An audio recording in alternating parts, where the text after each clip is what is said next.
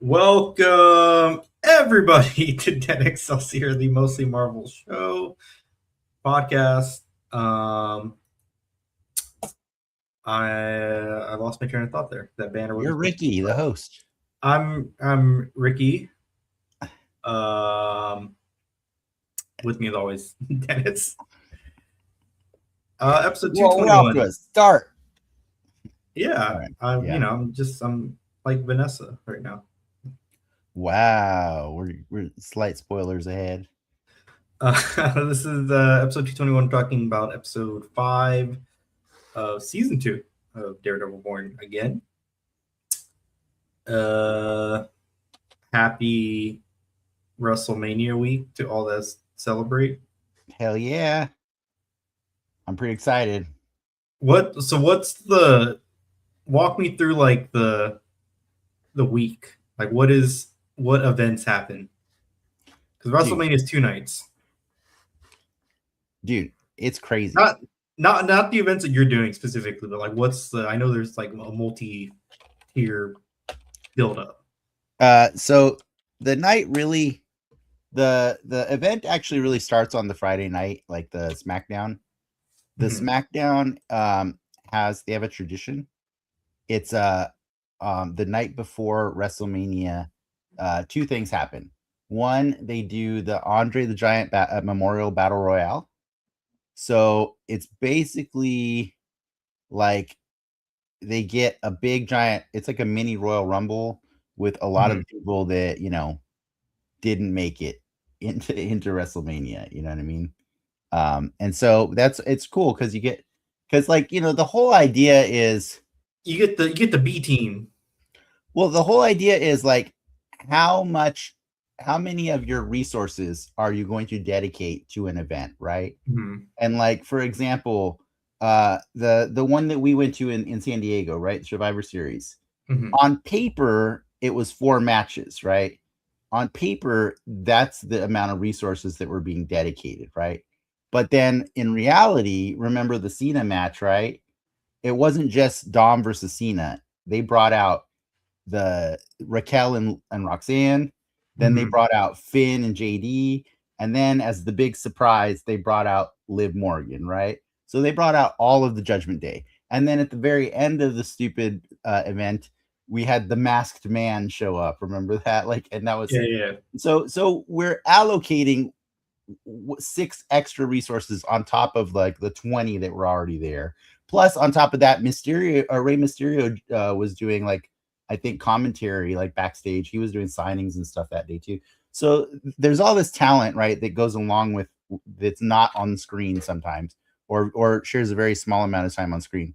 But with WrestleMania, since it's like the big event, you're going to try and find a way to squeeze as many of them in to justify that price tag, right? Yeah. And so if that means squeezing in a giant Royal Rumble, or a mini Royal Rumble on the Friday night before, they're going to do it, right? They're also going to do that night will be the Hall of Fame induction ceremony.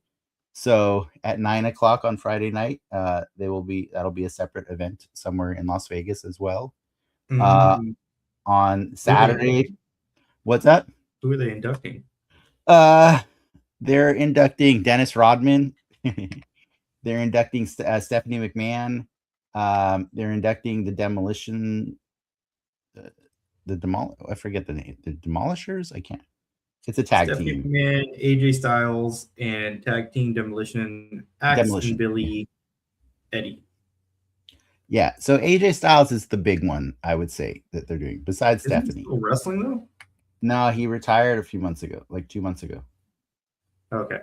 He retired at the Rumble, at Royal Rumble in February. Yeah. So they'll do that, right? And then on Saturday, in addition to WrestleMania, which starts, I believe, at 3:00, and has a pre-show that starts at noon or something like that. There is WWE World. So they have a convention at the Las Vegas Convention Center for 2 days, or maybe 3 days. It might be 3 days. There's that, which attached to it is also the merch store, which is like it's going to be bigger than anyone they've ever done before. It's like you can get all the merch there. So remember how I was texting you in San Diego? Yeah. It's like that, but they, you know where they did it in San Diego, right? Yeah, at the convention center. It was Hall H. Yeah. Yeah, they used all of Hall H for that crap. Like, it was huge. But yeah, and so then in addition to the convention that'll be there both days, we found out there's a wrestling con that's going to be going on at the Horseshoe, which is a separate non-WWE affiliated convention that you can go to. Oh, that's kind of cool. Yeah, and they have you can do free entry on Sunday for that one. So we'll see about that. We found out Area 15 is hosting a 360-degree viewing party there. So you were right, because you said there has to be a place that's going to be like letting people view it. Yeah. $150 admission. That's not bad. 150, huh? Okay. The mini sphere here, 150 is about what you pay for an event there. Okay. All right. Cool. So they're doing that. And then I believe they're also doing like a roast with Tony Hinchcliffe on Saturday night. So a lot of the wrestlers will be there roasting him. That's an event. I'm not sure what event there is going on Sunday night, but I do know that Sunday, if you're going to watch one day of it, watch Sunday. That is the good stuff, man. That's where the shit goes down. Yeah. Yeah. They ran a 25% off promotion on Saturday this past week, because they knew the Saturday one's it's not great. It's not great. And then on the best part for me is like the Monday after WrestleMania, which is when we're going to Raw. That show, the start of a new season, basically. It's basically the start of a new season. Yeah, it's the start of a new season. And last year when we watched it, they straight up undid some of the belts that were won the day before at WrestleMania. They said, nah, just kidding. And then like somebody else took the belts, and it was hilarious and awesome. So that's where I'm really excited, because that's going to be an amazing Raw and an amazing SmackDown. I was God, I forgot where I saw it, but WWE is owned by TKO, but that's the parent company, which is also the parent company of UFC. Mm-hmm. And they're talking about how it's interesting that our president very frequently attends UFC events, and the last one that he went to, he was not welcomed as much. Let's say that. But it's interesting that like when they do similar stuff at wrestling, it always is negative in terms of like people booing, and how they're basically the same company, but they have like these two, the left side sport and the right side sport, essentially. Yeah. Well,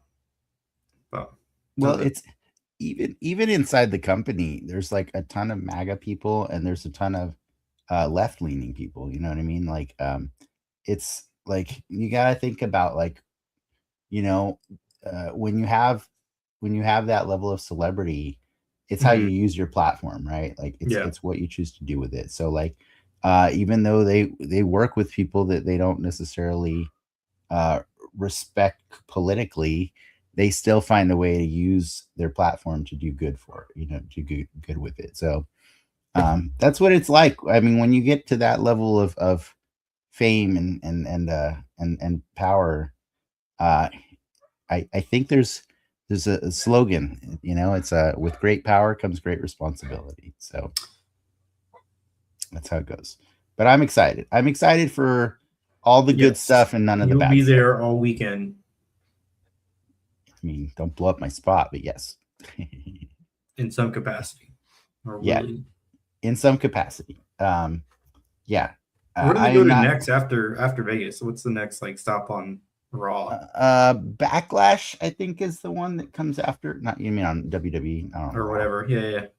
I think Backlash comes next, and that one I can't remember where Backlash is. They announced it recently. I know they're going on a Euro tour at some point. Backlash is Tampa, Florida, May 2026. But yeah. And then the SummerSlam is the other big one. Like SummerSlam's like the second biggest one besides WrestleMania. What have you been up to aside from planning your WrestleCation? I watched Five Nights at Freddy's 2. I thought you said you watched it last week. Did I say that? I watched it last week? Yeah. Okay. Yeah, we talked about it. Fair enough. That movie was not as good. I'm trying to think, what else have I been watching? Oh, I watched The Boys and Invincible. I watched The Boys as well, and one episode of Invincible. Okay, all right. At least you're getting started. I like The Boys. I do think The Boys, I'm ready for it to end. Okay. I know this is the last season. Okay. And I'm kind of like, all right, I'm a little happy that it's not going to continue. Not that I didn't enjoy what I watched, but I'm like, okay. It's a little long in the tooth at this point. Yeah. I think it is. I think that the producers have tried really hard to warn us that they wrote all of this before the election, and some of the stuff you're going to see is not going to hit as hard as they expected it to when they wrote it. I think similar things can be said about Daredevil, Born Again season 2. But it doesn't mean that people don't need to see that kind of stuff, right? Mm-hmm. So I'm giving it the benefit of the doubt that it's doing more good than harm. But I do feel that honestly, what made The Boys feel less special for me was Gen V. Because Gen V, they really kind of don't touch that. That show exists just to get this virus thing off the ground, and then that's the only reason. Yeah. Well, that's the only good thing that came out of it. I think they meant for it to have more. Well, I mean, it had a uphill battle with the situation with but even before that, you know what I mean? Like, I didn't like the first season either. So, but yeah. So aside from that, I did watch. I've been, I have not finished watching For All Mankind. I am back on Your Friends and Neighbors. That came back like a week or two ago. Mm-hmm. I finished Shrinking. Were you satisfied with the ending, or you were expecting him to die? I was happy with it. I think it could have ended there. Could have. But I'll be interested to see how it. Hey, Harrison Ford needs a new plane, so like. We'll see how the next season goes. I'm happy. I like that show overall, though. I do too. I just think that it's on a downward decline slightly. Yeah, slightly. You know what I mean? It's not sustainable to keep it going forever. So I hope that they bow out. The older Harrison Ford gets and is still on that show, just makes me more sad. Yeah. Well, I mean, that's kind of older. Yeah, that might be kind of the point. It's like seeing. I mean, it'll probably be the same effect of seeing like Ian McKellen in Doomsday. Oh, it's like, that's a 90-year-old Magneto. I will say I did check, and I missed an entire season of Hacks last year. So I'm a little intimidated because I saw Hacks. Season. Yeah, I saw that. I have to watch that season before I can watch the new season. So you very much do. Yeah, I know. So there's that, and then what else have I been nerding out on? They go back to what was it? They get back to Vegas, so that's always nice. Okay. I can't remember what else I've nerded out on besides the. I mean, I was doing a lot of art this past week, so I'm getting ready for an art an art gallery showing in May, and then I had to get all the fair stuff done like a couple weeks ago, and I just got my results back for everything. So I've got 2 things in the fair right now, and I'm still waiting on 1 more. What's the theme for the fair this year? Damn. I don't remember the theme. It wasn't something I was interested in. So I don't remember the theme. Yeah. Damn. I don't have to remember the theme. It's not my job. I love the fair. I'm always excited when the fair comes around. Well, I got free tickets. Oh, well, let's go. I forgot what I did. What else did I do? What else did I? Speed Racer is back at theater, or will be back at theaters next week. I'm super fucking excited. Wow. I am going to take the time to go see it. Transformers the movie's October 27th, so you know. I don't know if I like Transformers that much. Fair enough. Is it the best Transformers movie? Not anymore. That's one. Yeah, that's all that matters. Transformers 1, but it's the kitschiest one. It's the original. It's the original, man. I forget. We're like Spider-Man's like a month away. Mm-hmm. When is Mando? Sooner. Did it already come out? Mortal Kombat's like in 2 weeks. Oh snap! I'm going to the movies. AMC pass real quick. I'm going to the movies, man. I want to see Mortal Kombat. That movie's gonna be cool. Or it's gonna be terrible. One of the two. I'm fine with it. Here's bad. the question. Here's the question. Yeah. Well, two questions. One, do we include Mortal Kombat 2 on this show? 2, do we wait until Street Fighter comes out and compare the two and make them do a versus battle where we I don't like that idea. Okay, fair enough. But I think we did the first one. We did? Okay, I couldn't remember. Yeah, we did the first. I mean, this is during COVID. When I mean, by first one, you mean like the first one in the new series? Well, we did both of them. Did we do Annihilation too? We did not. Not see, Annihilation is the one we didn't do. Thank God. So technically, this is already probably the best MK2 movie. It absolutely is, because it has Carl Urban in it. It has Carl Urban in it. So I've never seen something with Carl Urban that I didn't mildly enjoy. Even Doom was mildly fun. Oh, you said Doom. Yes, I do like Doom. Doom was fun. Shit on the movie. When that movie goes first person, you're like, what more can you ask for? Yeah, they do the thing. What more can you ask for? They did the thing. So yeah, can't really complain. But yeah, no, I can't.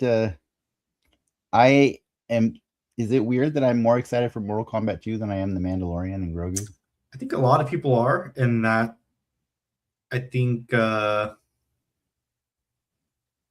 Disney and everyone involved is a little bummed with that. I forget that that's a Jon Favreau movie. It is. I know what else I watched. I started watching Maul Shadow Lord.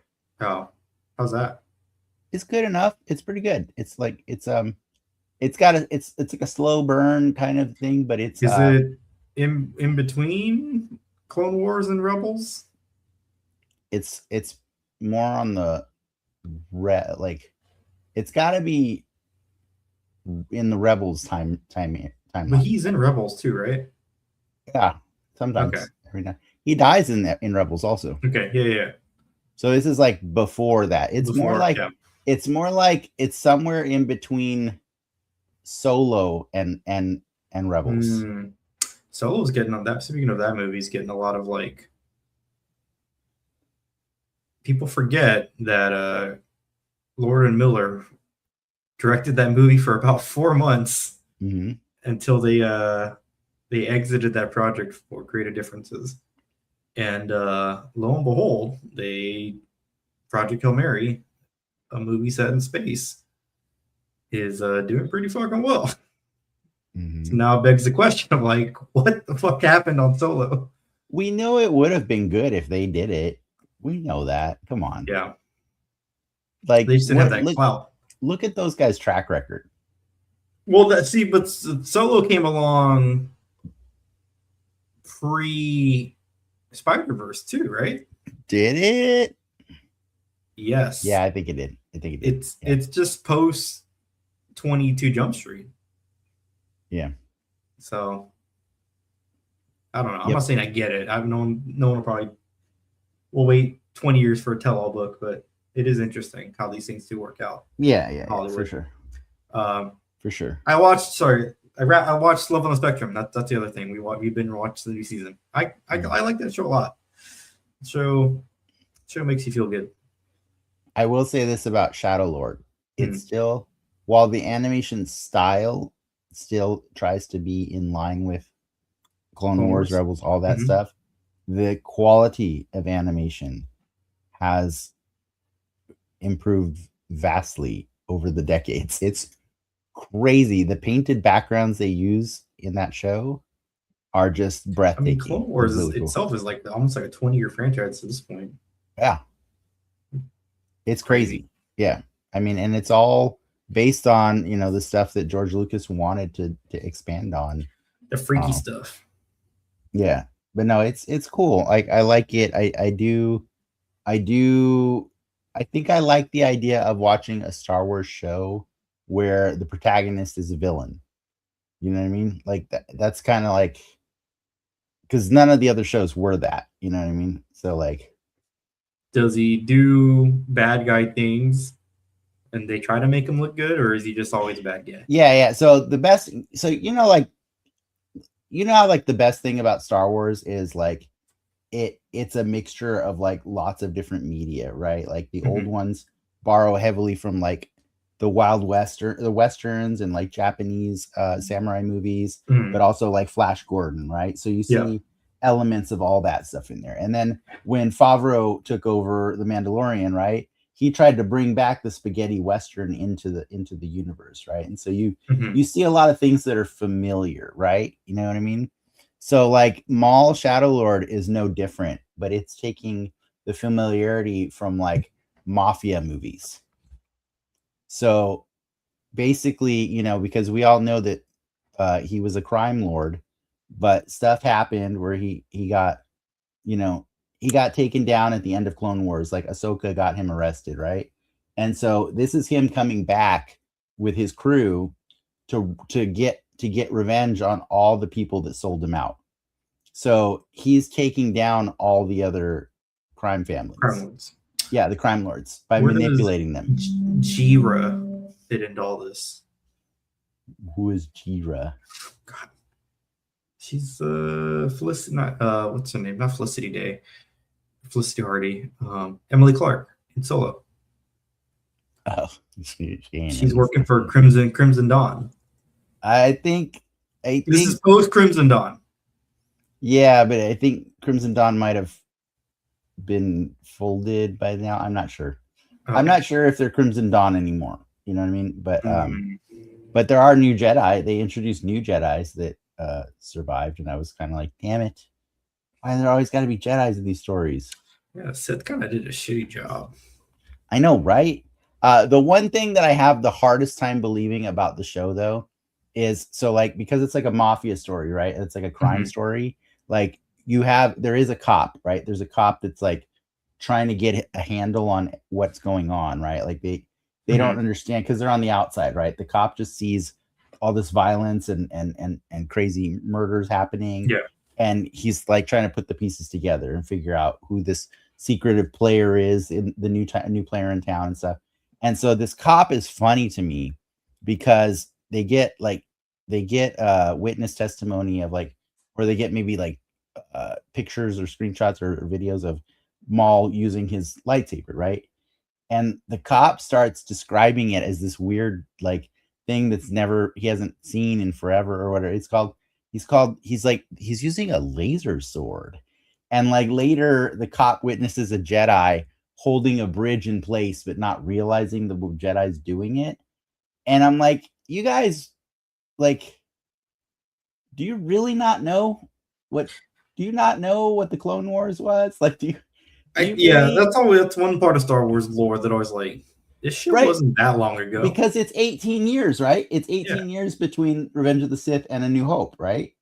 Because that's Luke and Leia are 18 in theory, if they're legal. And then you also have like species that live much longer. So it's like, right? You should remember this. Yeah. So I was like, and this guy's like a gray-haired human like cop, right? So like I'm assuming by the gray hair, you're at least, I don't know, 35 at least minimum. Like, you gotta tell me you weren't watching the Clone Wars like clips on maybe they don't have news. They had news. They had news. Okay.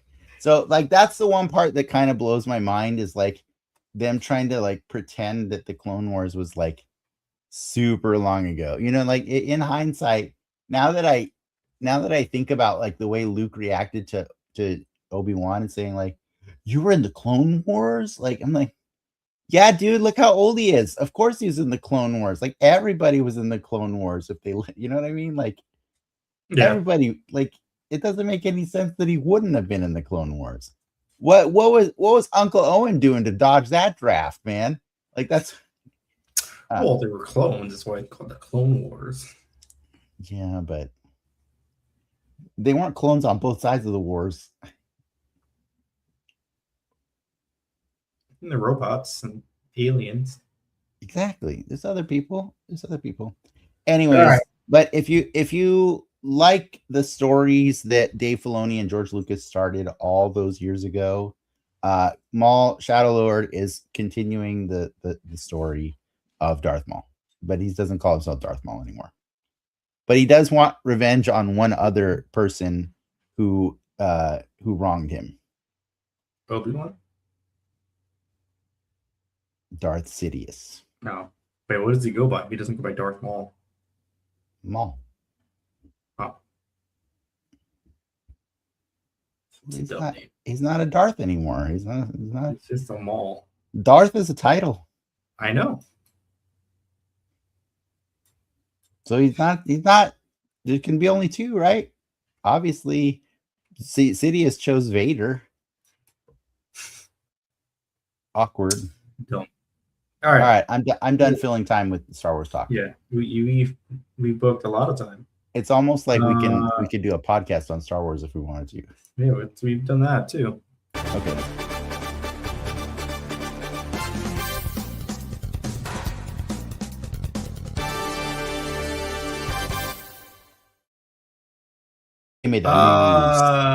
Speaking of Vegas, a lot of Vegas talk this week.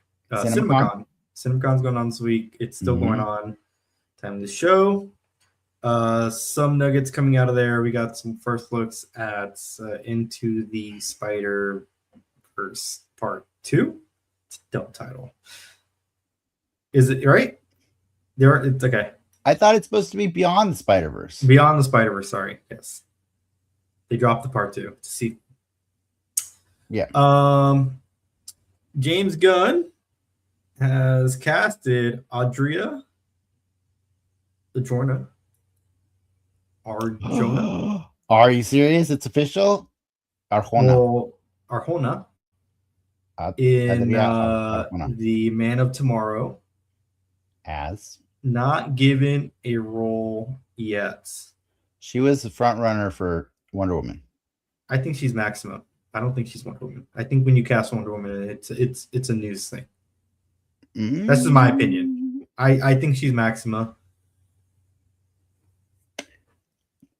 I think she's Wonder Woman. There have only been 2 other Wonder Women. So I think when you cast one, it's like I would hope it ascends to like a Batman status or a Superman status. We're taking on that role as a very. I think it's cooler if you don't find out until the trailer.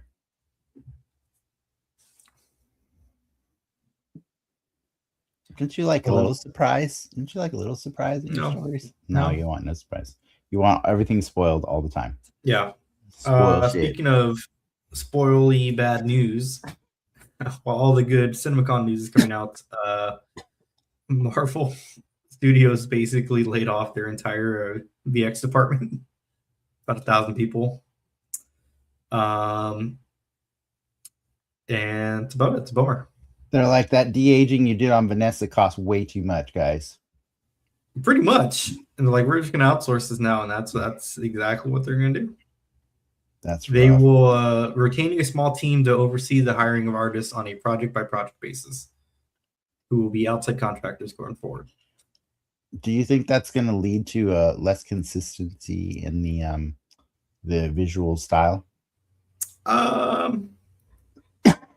I think stuff like this is cyclical, right?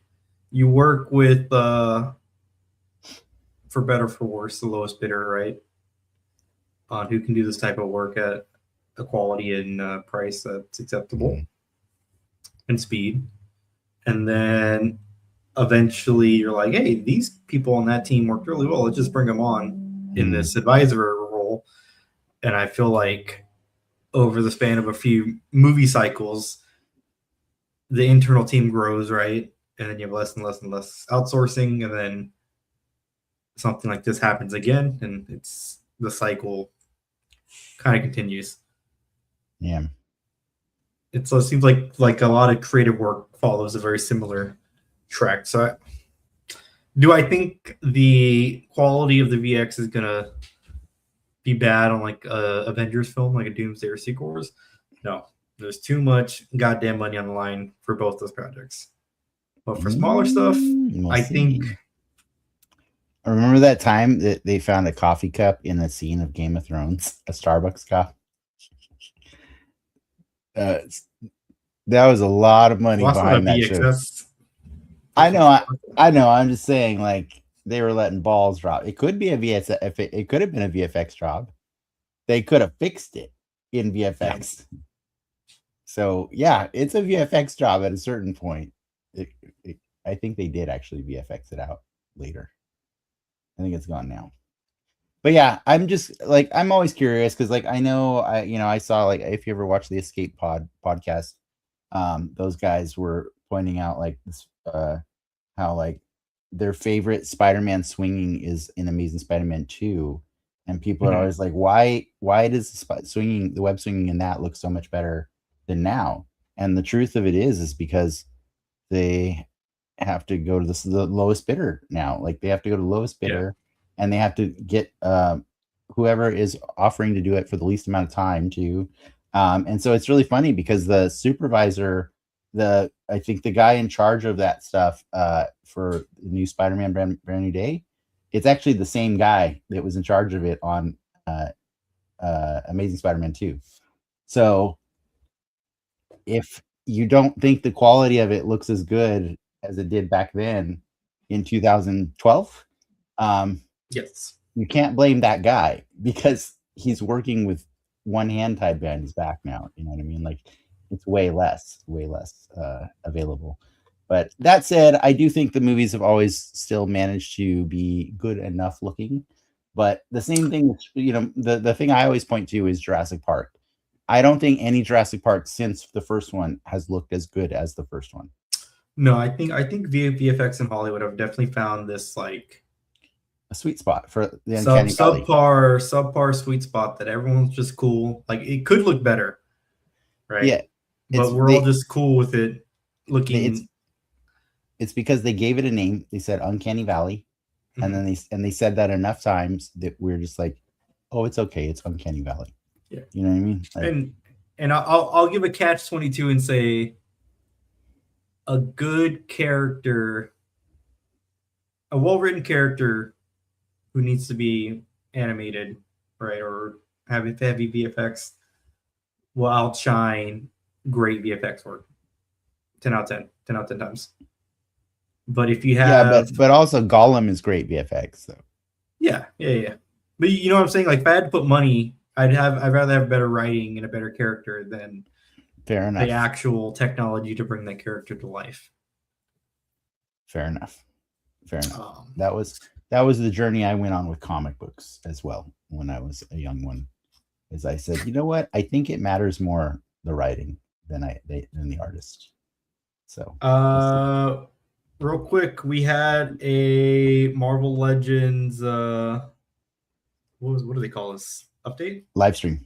We're gonna run through a bunch of guys real quick. We'll start from the Build-A-Fig first. This is the Build-A-Fig for the next box set, a Marvel's box from Alpha Flight. No idea who this dude is. He's an Alpha Flight character. Don't make me explain Alpha Flight characters. Here's my problem with this Build-A-Figure wave is when they started the live stream, they announced that they wanted to kick off the show by talking about the Build-A-Figure of 2026. I don't appreciate the word "the." It should be a Build-A-Figure for 2026. They're trying to normalize the idea that we're only going to get one a year now. And that pissed me off so hard. Does that make this box character a little less cool for you to know that he's it? That's it? I mean, I don't give a shit about boxes. Right? Exactly. So that's rough, man. That's rough to know that we've shrinkflation has resulted in us trying to normalize one Build-A-Figure for the whole year. It used to be the norm. And by used to be, I mean like 2 years ago, dude. Like it wasn't even like this crazy. Hey, man. That said, every figure in this wave is pretty special. Minus one. We get a Psylocke in what costume is this? It's her Outback, X-Men Outback costume. This is sick. I love it so much. Shoulders. I love this costume. But people have been trying to complete an X-Men Outback set, and I think this completes the set, the team for them. So it's cool. Awesome Betsy Psylocke. This is they're trying to knock out a Dark Avengers team, and I think this is the last one they needed. Yep, Dark Avengers Hawkeye, which is Bullseye. Technically Bullseye. And if you see the face up close, you can just tell it's not Hawkeye. This guy looks sick. Yeah, I know. He's got that face. Like you can just tell. The head sculpt's new, right? Yeah, the head sculpt's new. Everything else is Hawkeye. Actually, the torso. No, the torso is new, for a Hawkeye toy. And the collar piece too, or no? No, the collar piece is I think the same, but the torso's new. Yeah. They redoing Lady Deadpool. I feel like this one wasn't Comic Lady Deadpool. Comic Lady Deadpool. We already got one of these figures a few years ago. Is this the Psylocke body? Yeah. Okay. It's on that good body, so I'm not mad. I just feel like it's a little soon for a remake of Lady Deadpool, but I get it. They're riding the success of Deadpool, so what are you gonna do? Marina is another character in Alpha Flight that is completing. They're basically completing the team here with Marina and Box. So it's obviously an Atlantean character. So don't ask me more than that. No. She has webbed hands. She does. The hands are really cool. They're kind of the coolest feature. Got her eyes. Or an ocean character, rather. We get a Robbie Reyes. How stoked were you for this? I'm pretty excited for this. The figure that we said we'll never get. They said we'll never get. It looks a little different. They have to. They have to make it look different. He looks better, honestly. They did say the face will be whiter than it is. It's more metallic right now. This is a prototype, but it will be whiter. I wonder if the flames come off. I don't think they do, but I'm very happy that they finally are giving us the Robbie Reyes that we deserved. Oh, shit. Those ramen racers are going to go up in price now. I know, right? I know. They did say they will try still one day to figure out how to get us a Hell Charger. They will try. We'll see about that. I love him. I love this figure so much. He looks great. This is definitely the pre-order from this list. Oh, hell yeah. Well, for me, it's an all or nothing when it's a Build-A-Figure. Yeah. I have to do it. We get a U.S. agent. Even if I got to get this piece of crap, man. Force Works. This toy is not that's not a good costume, man. That is a bad costume. That is a terrible costume for U.S. agent. But if you like Force Works, which is a weird time for people to like, but it's like 90s, super 90s aesthetic where they just thought we know how to design costumes better than everybody before us. And then this is an Ultimate X-Men that's a fairly new character, more current version of Wolverine. He's basically a cross between the Winter Soldier and Wolverine. That's why he's got a big red star across his body. So cool. It's a Wolverine. You knew it had to happen. What are you gonna do? That's the figure I don't care about the most. But I gotta get it, right? Because what are you gonna do? What are you gonna do? He looks cool. He's a cool Wolverine. They also announced Cyclops cosplay visor piece. I think it looks cool, but it looks so bulky. It looks like a cartoon. It's a little too bulky for me. It's a cartoon cosplay piece, yeah. And then we got Marvel Rival Legends. So we are getting a really sick Moon Knight with multiple capes. The Moon Knight is like a deluxe figure. The Moon Knight is super cool. He can do his special glide pose. Very tech heavy Moon Knight. Yeah. And then there's also a Punisher. Look at that man's back. That man is huge. I saw them having problems. I saw them having problems posing this toy because he's so top heavy. Dude looks unposable, but he has some cool face sculpts. Yeah, he's super cool looking. And then, I think I like the art design of Marvel Rivals more than I do the gameplay. And I don't think that's a hot take. We got a Jeff and Venom. Multiple heads for 2 heads for the Jeff.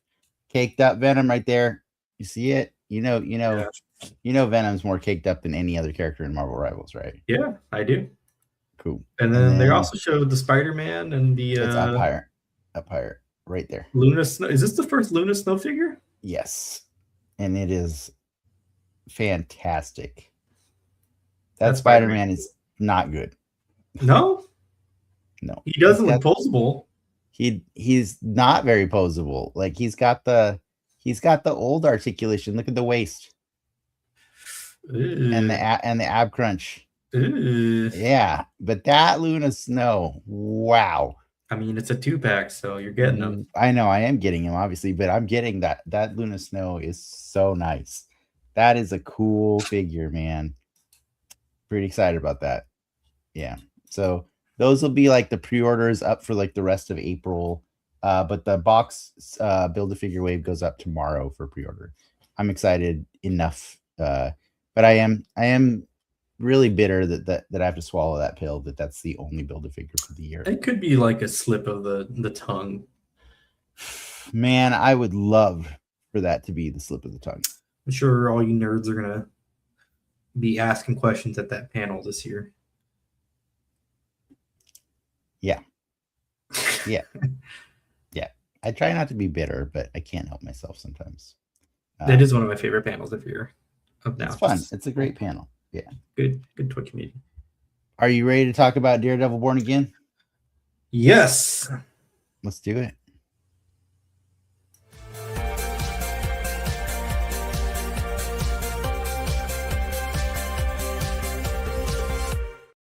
Woo! It's a flashback episode. Hey, I put that in the thumbnail. Oh, really? Oh, the thumbnail said flashback time. Oh man, do we get to see the immediate aftermath of Vanessa's injury, and we take a trip down memory lane all the way back to season 1 of Daredevil. Yeah. You know what was interesting about this episode is if you look at it in big picture, right? Yep. Big picture, last week ended, we said, oh man, Vanessa's dead and Kingpin is gonna be pissed. Yeah. If you look at the big picture, all that happened in this episode is it ended with us saying, oh man, Vanessa's dead. Kingpin's gonna be pissed. But the overall story did not move forward. Correct. But they still they did a beautiful thing, right? I think so. It's a flashback episode that's kind of centered around Wilson buying the art piece where he meets Vanessa. Well, it's like two flashback stories going back and forth, right? Matt is having a flashback and Vanessa's having a flashback. Yeah. Matt's flashback is him and Foggy solving a more complicated case, but it's all tied to Fisk. They're all related. Yeah, they're all intertwined. All tied in. Yeah. But well, it's beautiful. It's showing the grand design, right? Yeah. The grand design is that they were always meant to intersect with each other, all of them. Yeah. Right. Yeah. And it even kind of shows the grand design with Buck, right? Mm-hmm. Because we see that Buck was good friends with Wesley. Mm-hmm. And like the Wesley thing was amazing to bring him back. It was only spoiled because that trailer last week that came out, the mid-season trailer. I clocked Wesley in that trailer, and so I was kind of bummed to see that last week and have this surprise happen. But I do think it was really funny because it felt like wrestling or comic books where you use a more established character to put over one that needs that push, right? And so by showing that Wesley is the one that brought Buck into the fold, now I suddenly appreciate Buck's place in the hierarchy more. You know what I mean? I mean, it's cool, this episode, obviously telling this kind of like pseudo side backstory for some of the characters, but it's also like again, last season, how we were talking about like it's a sequel to the Netflix stuff, but even then they were still somewhat dancing around what happened in season 1. And as season 2 has gone on with this episode, it's like they're like, you better watch season 1. Yeah, they're working backwards. They're like, you better go watch Netflix. They legitimize Netflix shows. They want you to watch it on Disney Plus. They want you to watch it. But it's a nice bone to the people who were part of that. We're part of this episode. Like, okay, we can't bring you back, right? Because you're dead. But let's throw you a bone for one of these episodes. It's a nice. Yeah, this is a very cool TV moment that we got to witness. Well, here's the thing. Here's the thing that I thought was really cool. I think this episode was a true celebration of nearly every casualty of Daredevil and Wilson Fisk's war, of every impactful casualty, right? Yeah. Because you better believe, man, Wesley, that was a huge one when Wesley died. When Karen killed Wesley, that set a trajectory like for Karen that has never gone back. And in fact, it directly pointed her towards meeting the Punisher and becoming a good ally to the Punisher, right? Because if she could kill somebody that was bad and justify it, then she has to believe that the Punisher is justified in what he's doing too, right? Then there's Foggy, who, as a reminder, has always been the North Star of Matt, right? And we got to see that. We got to be fully reminded of that through this whole episode. Just like, oh man, when he thinks about what would Foggy do, that is when he is on the path of good. You know when he's not on the path of good?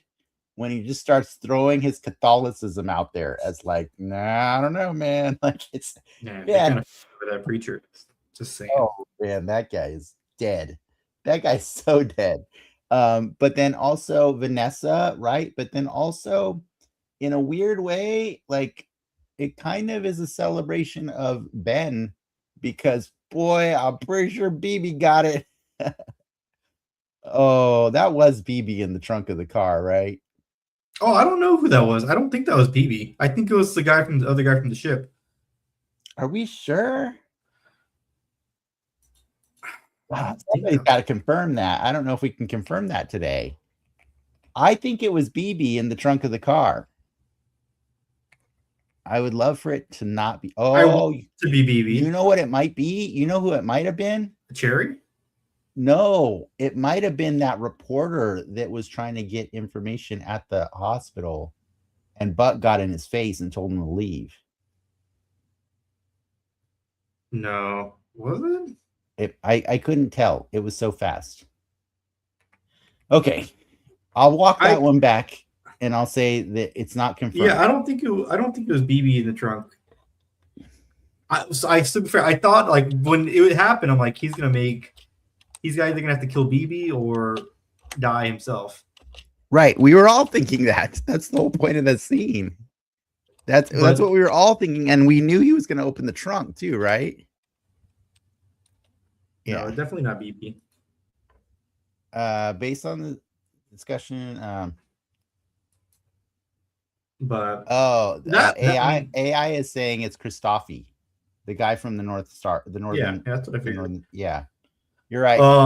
But that probably whole that's AI though. Scene though, like Daniel has kind of been on the outside of the Kingpin's illegal side, if that makes sense, right? I think Daniel knows what's up, but Daniel's never really there when like he had to. Shit's going down. Buck is like, it's time for you to get your feet wet, bro. You know what I mean? Like, if you want to be part of this, you got to be part of this, right? And so, like, I kind of dug that about Buck, though. I dug that Buck actually likes Daniel, and it's gonna. No, I like that whole interaction's cool on so many levels because Daniel knows, like, right? He thinks he's fucked, but to be fair to like Kingpin, like, yeah, he's never done anything. He's certainly used intimidating language to Daniel. Yeah, threatened his life to Daniel, but he's never like seen anything. So to finally get Daniel's hands dirty, is a very cool moment. It is a cool moment, but yeah, like I think this episode was really just giving us a reminder of all the casualties that had to happen for us to be where we are. And I think Vanessa was inevitable. I think we all knew she had to go at some point, right?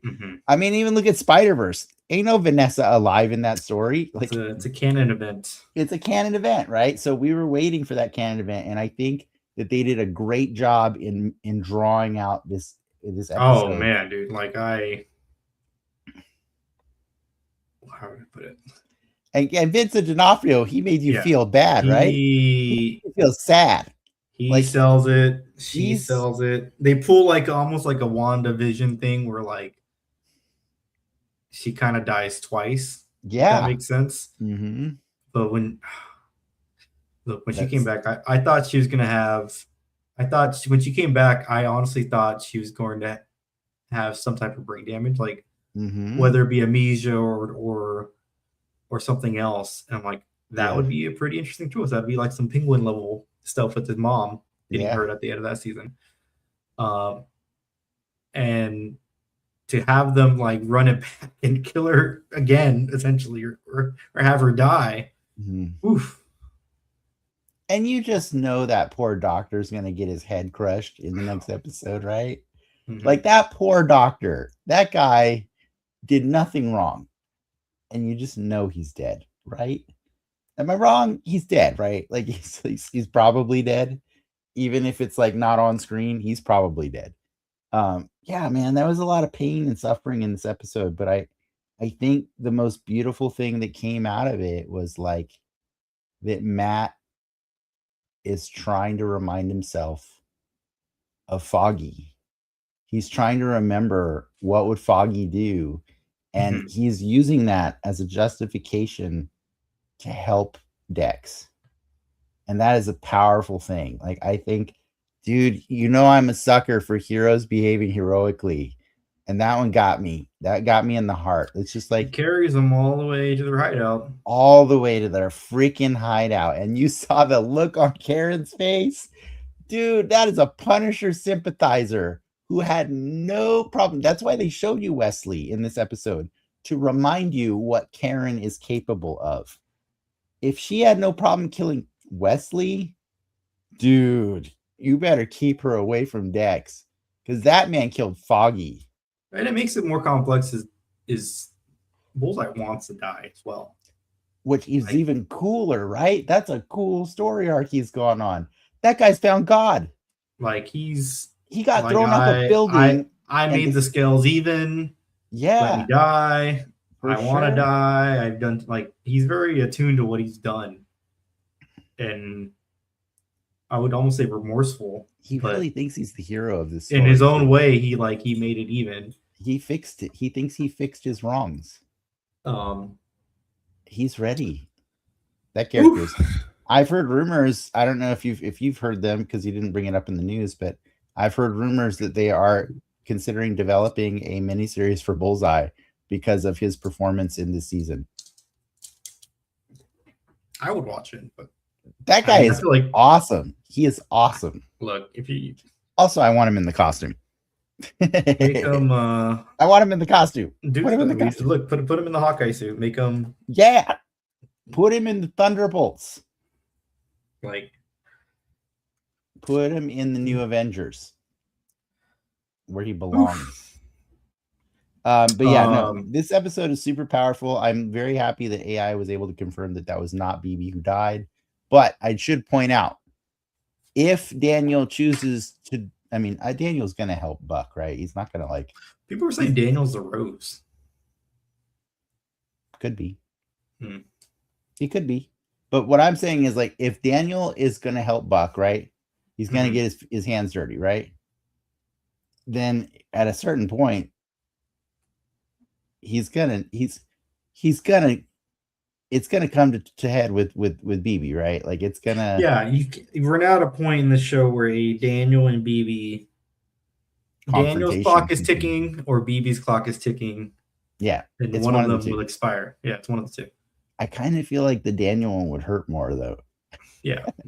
Right? Like I kind of don't like. I think BB's playing a dangerous game that she should not 100%. Be playing.